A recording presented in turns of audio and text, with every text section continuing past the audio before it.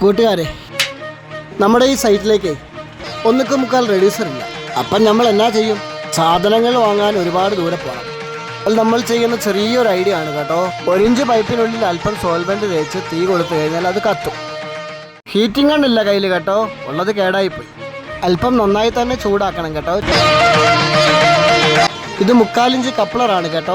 ഈ കപ്ലറിന്റെ എഴുത്തുള്ള ഭാഗം വിട്ടിട്ട് എഴുത്തില്ലാത്ത ഭാഗം ഉള്ളിൽ കയറ്റണം കേട്ടോ.